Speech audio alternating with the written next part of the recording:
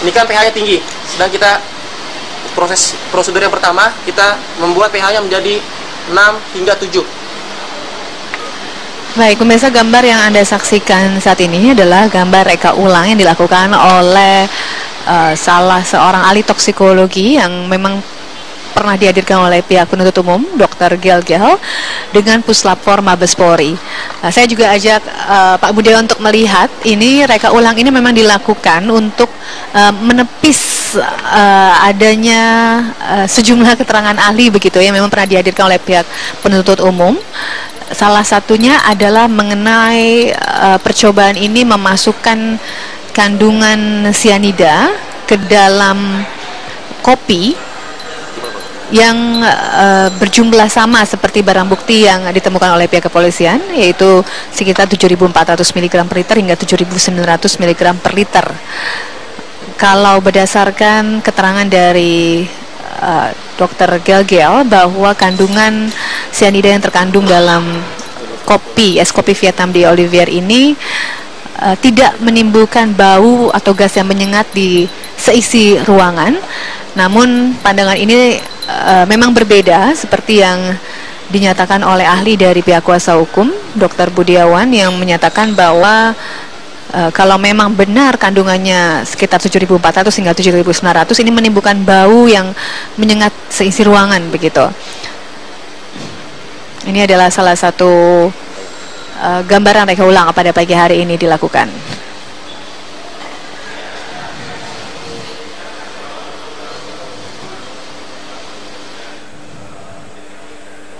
Saya langsung ke Pak Budiawan. Tadi Anda sempat meragukan apakah memang benar reka ulang itu NaCN atau sianida atau NaOH. NaOH. Yes. Kalau melihat gambar yang tadi bisa terlihat tidak sih perbedaannya, apakah memang benar itu sianida atau tidak? Sebenarnya sederhana aja. Kalau dia mengandung natrium sianida, panaskan kemudian pakai asam pikrat di kertas saring dan keberubah warna menjadi pink atau merah keungu-unguan, itu sebenarnya sederhana. Kalau boleh barangkali dibantu produser kami memperlihatkan gambar kembali reka ulang pagi tadi. Nah ini kalau lihat dari sini, ini bahannya apa aja ini? Itu harus jelas nih.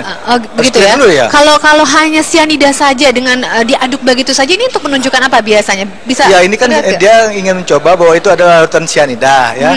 Nah kemudian dia entah, saya tidak tahu dia tambahkan apa di situ kan. Sebenarnya yang biasa yang dilakukan umum saja dengan adanya yang namanya tes dengan kertas yang diberikan uap asam pikrat ya.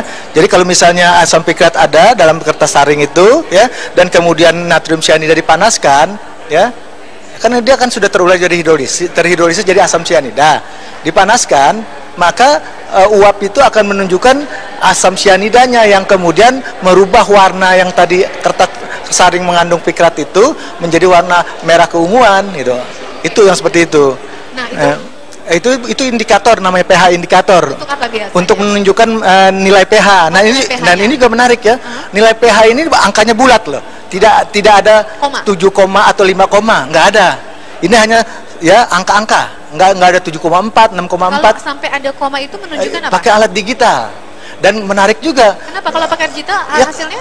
Hasilnya lebih teliti dong. Ya. Karena angka komanya ada di situ. Dan kemudian kalau kita bicara apalagi 0,1 ml kemudian bisa mendeteksi pH. Menarik bagi saya tuh. 0,1 ml bisa mendeteksi pH. Berarti pakai pH apa dia nih? Kemudian bisa menghasil analisis. Nah itu makanya saya katakan apakah metodenya tervalidasi atau belum, itu penting. Kalau untuk melihat apakah memang NaCN, sianida atau NaOH bisa tidak terlihat dari kasat mata. Misalkan saya berada di tempat lokasi reka ulang tadi begitu, untuk meyakinkan saya benar tidak ini sianida yang dimasukkan itu terlihat tidak dalam kasat mata. Kayak gini, karena kalau yang namanya NaOH maupun yang namanya natrium sianida dalam bentuk serbuk ya dia sama putih. Sama, putih saja dia. Jadi satu-satunya cara untuk meyakinkan uji sianidanya. Oke. Pakai alat yang tadi atau juga pakai dia punya bukti dengan reference material. Reference material itu apa? Yaitu memang natrium sianida yang dibeli dari suatu industri, perusahaan yang sudah dijual dan kemudian dicek. Itu saja. Oke, bagaimana kemudian menjawab pertanyaan Pak Budiawan mengenai warna ketika dimasukkan sianida di dalam kopi? Perubahan warnanya cukup kentara. Sedangkan Anda mengatakan tidak ada perubahan yang signifikan begini, begitu. Kalau warna itu kan yang menentukan itu alkalisnya, sifat alkalis. Alkalis itu apa kalau Yaitu bisa pH di atas 7. pH di atas 7. Ya, itu ya, misal pH 11 dan itu akan merubah warna ya. Dan kemudian Dr. Gregor juga menyatakan yang namanya warna subjektif ya. Kalau di penelitian akhir dia warna coklat. Sebentar, ya. pH ini berpengaruh tidak dengan suhu ruangan? Akan berpengaruh suhu ruangan. Suhu ruangan pH ya relatif kurang ya, kurang ya? berpengaruh. Tapi apalagi kalau dia pakai buffer relatif constant. Buffer itu adalah suatu penyangga pH ya. Tapi dalam hal ini yang berpengaruh terhadap suhu adalah konsentrasi atau kandungan zat tersebut ya. Karena apa? Natrium cyanida dalam air menjadi asam cyanida dan kemudian diuapkan, dipanaskan, maka asam cyanidanya yang berupa HCN itu dia akan menguap. Oke. Itu akan mempengaruhi konsentrasi dan juga nanti tentunya berujung juga pada pH pastinya. Nah, kalau dalam jumlah yang besar. Kalau melihat hasil reka ulang yang diperlihatkan, warnanya terlihat berbeda, kemudian Anda mengatakan warnanya hampir sama saja, coklat susu begitu. Iya. Apa ini yang bisa diyakinkannya seperti ini? Sebenarnya yang meyakinkan itu pertama itu kan sebagai suatu semacam suatu informasi awal ya tentang keberadaan cyanida, dan itu harusnya firm dengan metodologi yang valid tadi ya. Dalam kasus ini bukan hanya dalam kita bicara temuan cyanidanya itu ya, tetapi juga temuannya dalam tubuh. Kenapa? Kalau ada cyanida seandainya gitu dalam cyanida dalam suatu gelas dan kemudian orang tidak mengalami kontak, persoalannya tidak ada masalah. Tetapi ketika dia kontak, dia kan diasumsikan diminum dan mengandung cyanida, kan gitu kan? Harus ada bukti. Dengan adanya bukti kopinya mengandung cyanida saja tidak cukup memang untuk membuktikan. Nama kasus keracunan itu harus ada bukti di dalam tubuh, dalam walaupun di dalam CCTV terlihat Mirna itu meminum kopi itu dan tidak lama kemudian ada reaksi yang kan? terjadi. Kan diduga itu cyanida. Ya. Buktikan dong. Ada nggak di dalam cairan tubuhnya? Kan itu persoalannya. Persoalannya kan kita ingin menuduh cyanida. Ya buktikan di cairan tubuhnya dengan aspek toksikologi dan aspek patologi.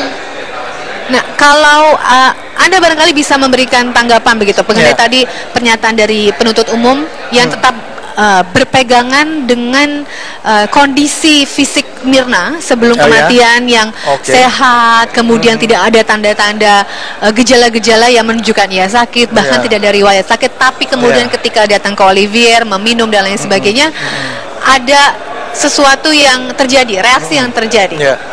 Ya sebenarnya kan itu sudah dijawab oleh para ahli, terutama ahli patologi kedokterannya, karena dalam aspek toksikologi hanya gejala indikasi-indikasi, tapi kan indikasi itu masih bersifat umum ya karena awal itu kan. Nah kalau ahli patologi menyatakan itu saja tidak ada kandungan cyanida dan juga gejala yang dilihatnya juga ya seperti Beng Ong katakan ya dalam waktu 2-3 menit orang sudden mati dalam arti dengan suatu cyanida, jelas bukan. Dan memang kenapa bukan? Saya sependapat itu kenapa? Karena ketika zat racun masuk ke dalam tubuh, ada proses absorpsi yang saya perkenalkan dengan ATME itu, penyerapan. Dan penyerapan itu terjadi interval waktu. Ya, jadi dengan kata lain, ketika kita bicara kasus kematian oleh suatu racun, maka pembuktian aspek toksikologi dan patologi keharusan untuk menjustifikasi, menarik suatu kesimpulan ada penyebabnya zat tersebut atau tidak. Ya, kalau kita bicara misalnya zat-zat lain di luar tubuh kita, macam-macam bisa. Ya, tetapi duduk persoalannya, poin persoalannya adalah jika zat itu dituduhkan, maka harus terbukti. Karena zat kimia itu pasti traceable, terukur, bisa dicari, ya. Jadi dengan kata lain, kalau cyanida masuk dalam tubuh, sisa cyanida bisa dideteksi, produksi metabolisme cyanida yaitu cyanat harus terbukti. Jangan menonjolkan satu aspek tertentu saja. Kita bicara kasus kematian loh, kita bicara kasus keracunan loh. Jangan bergeser pada pola opini yang ini bukan. Ini ya indikator awal. Tetapi yang paling penting adalah orang ini mengalami kematian kan gitu kan. Kita harus buktikan itu. Ternyata bukti yang dituduhkan kan dari berbagai saksi ahli menyatakan berbeda dengan ahli JPU kan, bahwa tidak ada cyanida bukti-bukti itu. Masa kita langsung memaksakan, oh ya kita terima itu cyanida? Nggak bisa.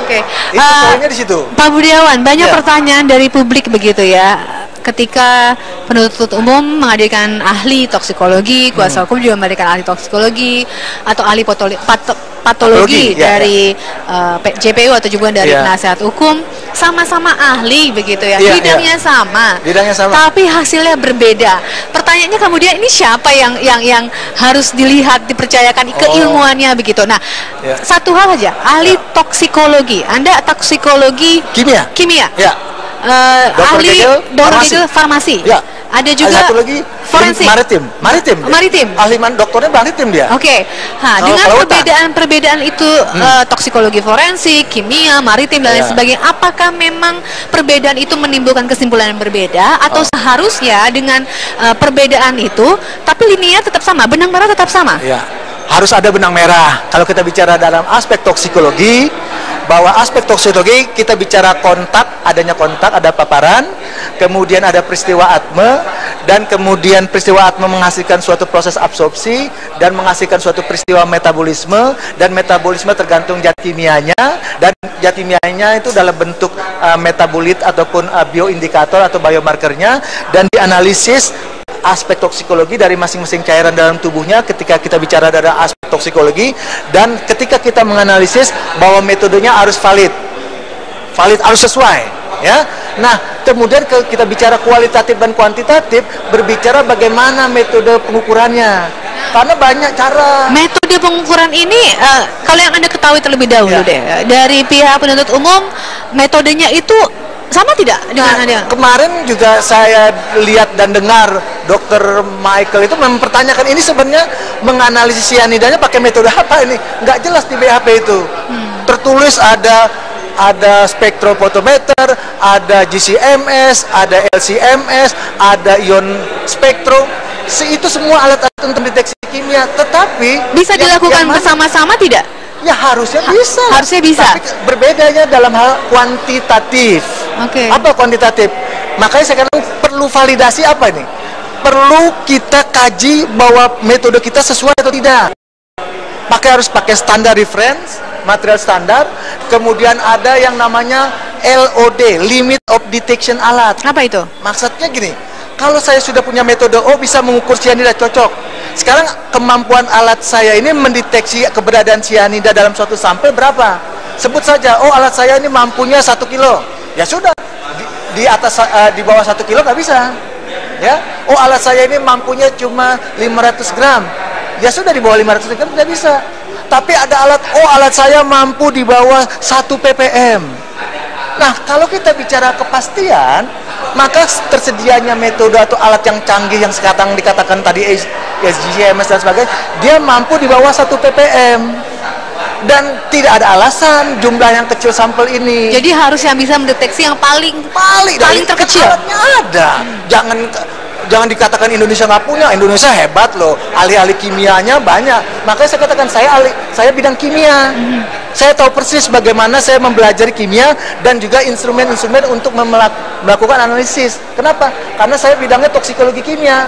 Anak bimbingan saya selalu saya katakan harus tervalidasi, harus ada LOD, limit of detection. Apa maksudnya? Karena kamu bekerja dengan suatu metode di mana untuk mendeteksi adanya zat-zat asing di dalam tubuh atau dalam cairan tubuh manusia, maka itu harus valid. Artinya apa? Metode itu kita uji agar jika jumlahnya kecil zat tersebut, kalau memang di bawah, misalnya alat kami mampu cuma 1 ppm misalnya, 1 ppm itu 1 mg per liter, ya, ternyata ditemukannya cuma 0,05 mg, kan kecil.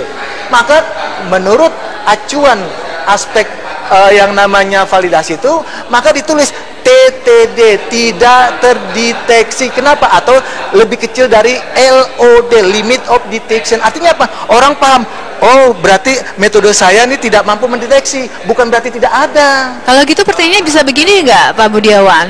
Kalau menggunakan metode A misalkan, kemudian Pak Budiawan menggunakan metode B, hasilnya bisa berbeda? Ya, tadi saya katakan metode kemampuan ketika kualitatif mungkin sama. Kualitatif mungkin sama. Tapi kuantitatifnya itu? Ketika kuantitatif, saya bilang metode A-nya mampu sampai berapa mendeteksinya nih? Sampai 1 kilo atau di bawah 1 kilo, itu 1 gram. Metode saya lebih rendah lagi di bawah 1 gram. Oh jelas saya yang berhasil saya dong, karena saya mampu. Kan dia ternyata sampelnya cuma misalnya 0,01 gram, ya. Sedangkan mampu alatnya dia cuma 1 gram. Berarti yang 1 gram bisa mendeteksi tidak, Mbak Mita? Tidak kan? Berarti saya mampu di bawah 0,1. Berarti siapa yang lebih yakinkan menemukan itu? Yang valid, dan itu alat itu ada. Makanya validasi metode adalah keharusan. Dan Indonesia tadi Anda katakan Banyak, ya. Kamu ke Serpong, di situ ada LIPI. Alat-alatnya ya, juga memungkinkan. Mau yang swasta juga banyak. Ya, saya lihat juga di Mabes Polri juga dalam arti lab cream-nya punya. Ya gitu. Jadi itu sebenarnya kalau kita sebenarnya persoalannya akan sederhana kalau peraturan-peraturan itu dilakukan. Karena apa? Menurut surat Kepala Kepolisian Republik Indonesia, ketika ada kematian yang tidak wajar, maka wajib yang dilakukan otopsi. Kemudian wajib dilakukan analisis cairan tubuh. Itu sudah confirm, itu peraturan kepolisian loh. Harus Tidak, walaupun misalkan sudah ditemukan kandungan sianida kecil di dalam lambung, tidak perlu otopsi. Diterima tidak alasan seperti itu biasanya? Harus, itu namanya harus dilakukan analisis toksikologi, yaitu cairan tubuh dalam ini di darah, yang paling penting adalah di darah. Jadi kalau hanya dalam satu bagian tubuh saja ditemukan bagian A, itu dianggap cukup apa tidak? Nah, misalnya tidak cukup. Kalau ada 5 kemudian 1 saya temukan, itu tidak cukup. Apalagi 1 ditemukannya cuma di lambung. Dari aspek toksikologi, di lambung tidak memberikan informasi yang lengkap untuk keracunan. Yang paling memberikan informasi paling darah darah dalam kasus ini. Kenapa? Karena kerja sianida itu menghambat oksigen yang ada dalam darah. Itu harus positif. Kalau negatif, lalu kemana dia? Apa iya ada sianida? Makanya dari semua ahli toksikologi dari yang dibawa PH, ternyata tracer pencarian sianida dalam bentuk sianidanya maupun tiosianatnya, dia katakan tidak ada. Jadi mereka tidak yakin. Dan saya sependapat dengan itu. Jadi poinnya adalah kasus ini adalah saya prihatin orang almarhum Minam dalam keadaan meninggal, ya. Saya turut berduka cita. Tetapi ketika kita bicara dalam konteks pengadilan, maka aspek parameter toksikologi dan juga yang namanya otopsi itu sudah harus lengkap. Ini tidak ada lengkapnya, kemudian dibawa dalam suatu proses. Itu poinnya. Pak Budiawan, barangkali bisa memberikan pandangan yang sudut pandang yang lain mengenai apa yang disampaikan oleh ahli Michael Robertson kemarin, ketika menyatakan jika seseorang menghirup sianida, maka maka akan ditemukan pada paru-paru, hati, dan juga darah. Kalau lewat mulut ada di lambung, hati dan darah. Tadi dikatakan lambung itu tidak memberikan informasi yang lengkap. Bagaimana menjawab pertanyaan? Oke, kalau kita bicara yang pertama, jadi paparan atau kontak racun itu bisa melalui mulut, ditelan, minum, ya, telan, melambung, kerongkongan, lambung. Sedangkan bisa juga melalui kontak kulit, teteskan. Bisa itu. Efeknya apa tuh biasanya kalau dari kulit? Sama prinsipnya itu jalur paparan, cara masuk. Cara masuknya dari dalam kulit. aspek toksikologi, cara masuk zat beracun itu bisa melalui kontak kulit, ya, bisa melalui penelanan, entah itu minuman ataupun makanan, ya, bisa melalui yang namanya inhalasi penghirupan. Coba kita minum parfum dan sebagainya, itu kan wangi, itu melalui inhalasi namanya, ya.